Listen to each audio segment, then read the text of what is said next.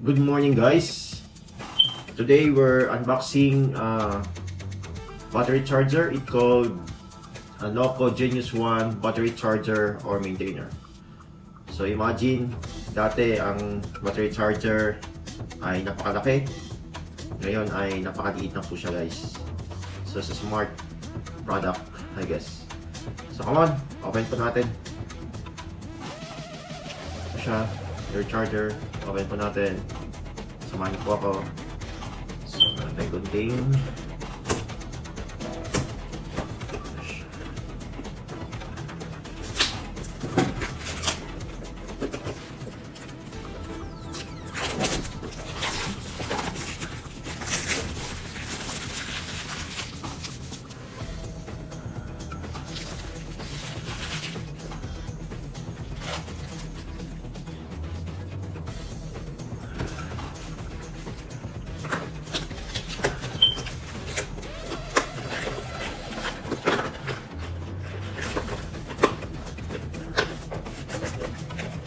Here.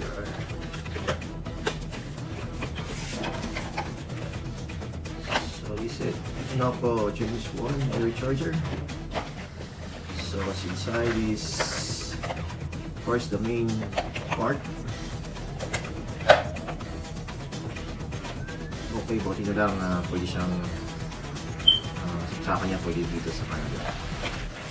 It's not special. Okay, so this inside, so this is the main battery charger, and this is the one you connect to the battery, plus the owner's manual. So ngayon guys, testing po natin ito sa ating motorcycle, charge po natin. So Noco Genius1 battery charger. Okay, check po pala natin yung technical specifications nito.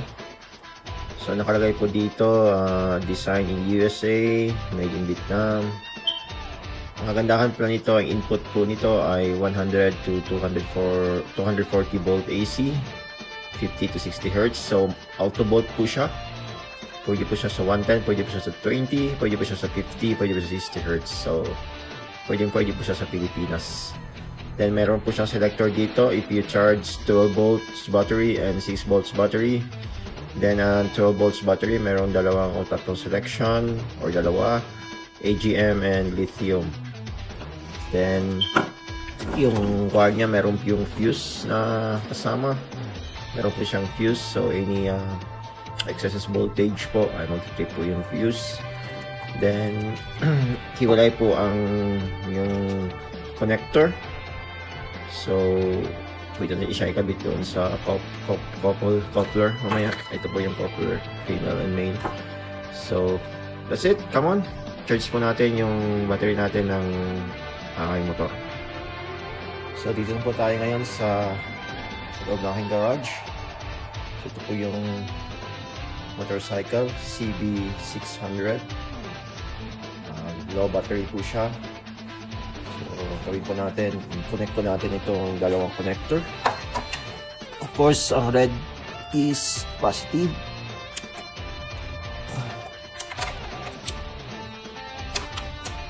Then yung black is negative. So yun, na-connect na po siya. Check po natin. So dito po kailangan na tanggalin yung battery sa compartment. Pwede na po iiwan sa motor. Then yung end po nito, yung end po niya, i-connect po natin sa end po nito. Then nakasaksak na rin po ito sa outlet. So pag na-connect na po natin yung connector mamaya,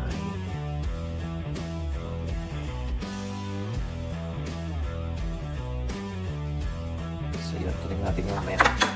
Ang gawin po natin muna pala is i-check muna natin kung ano po yung voltage ngayon before natin i-charge. Check po muna natin kung how much voltage ang meron po ang battery. Okay. for a while. Okay, ito po. Gawitan po natin siya ng multi-tester.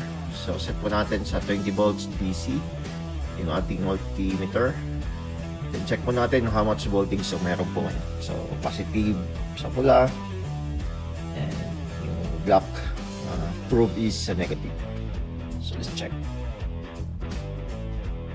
So, ang reading po niya ngayon is 10.12 volts. And supposedly, dapat siya 12 volts. Yun po yung ating, yung desire po natin na charge po yung ating battery para makuha po natin yung 12 volts para maka-fire up po sa ating bike.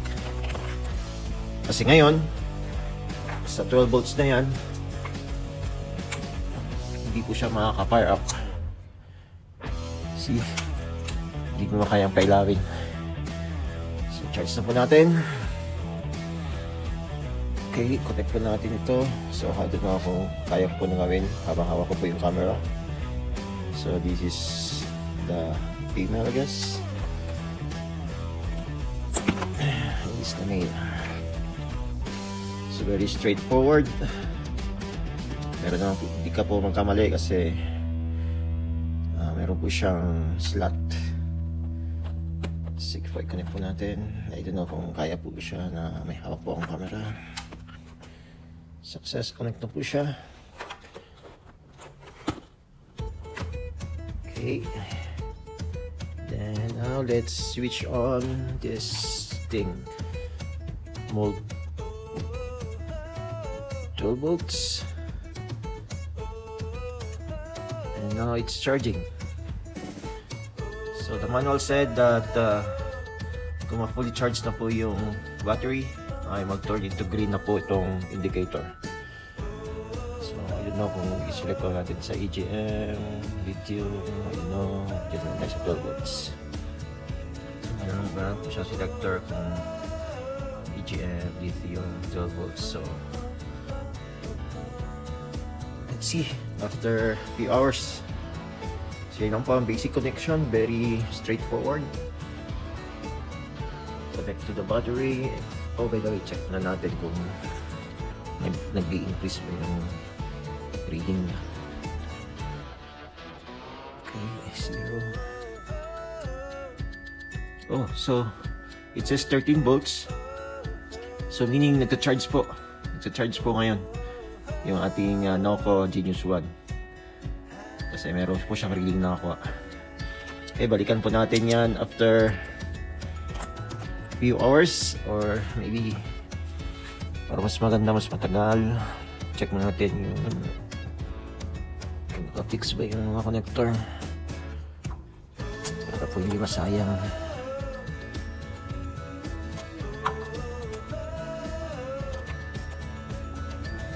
Okay, fix. Double check. Okay, always double check. Okay, let's see after a few hours or days, or let's say 24 hours. So right now time is 1 o'clock. So balikan po natin ito after 24 hours to be sure.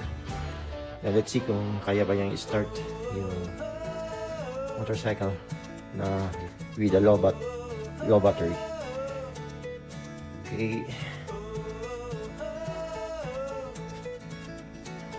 Thank you guys. See you after a few hours.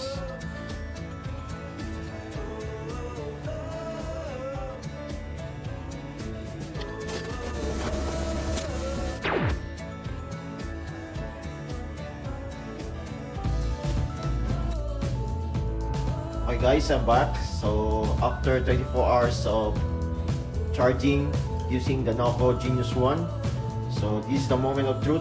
Check na po natin ngayon kung totoo bang nag-charge po talagang battery and maka-fire up na po ito sa ating motorcycle. Come on, let's check. Okay, let's check. Tinanggal ko na po yung pagkasaksak yung Noco Genius1. Ayon sa owner's manual, it takes only 9 hours to charge. But ginawa po natin 24 hours para sigurado. So check po natin kung how much voltage na ngayon. From 10 volts ay how much na ngayon. So 10 volts po yung kahapon, ngayon po is 13. So meaning success po, nag-charge po ang Noco Genius1 from 10 volts ay naging 13 volts na po. So the moment of truth, let's start. Kung kaya po niyong i-fire up yung ating Honda CV600 na walang power or dead battery. Check the battery, check the ignition. Oh, perfect. So meron na po siyang power. So let's start the moment of truth.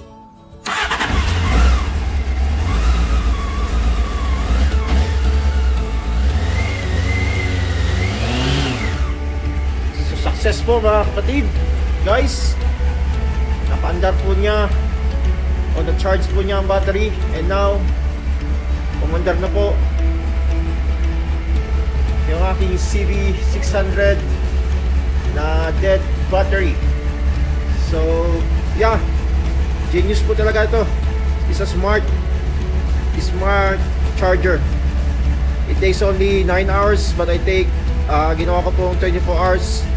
So from 10 volts ginawa po yan 13 volts, and now naka-fire up na po ng ating motorcycle. So approve po ang product na to.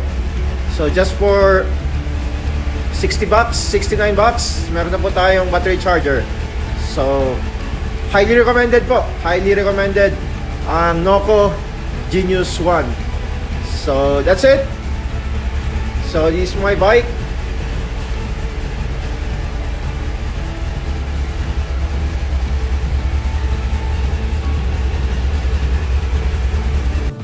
Okay, that's all for my unboxing video. So approve po talaga yung Genius Noco or Noco Genius1. So yun po, highly recommended po natin yung Genius or Noco Genius1 battery charger and maintainer. So that's it for the unboxing. So before I end my vlog, I would like to share to you the word of God in the Bible in James chapter 1 verse 2 to 4. It says here, "My brethren, count it all joy when you fall into various trials, knowing that the testing of your faith produces patience. But let patience have its perfect work, that you may be perfect and complete, lacking nothing." So that's it. Have a good day, my brothers and sisters, guys. Shalom, shalom. Keep safe. God bless.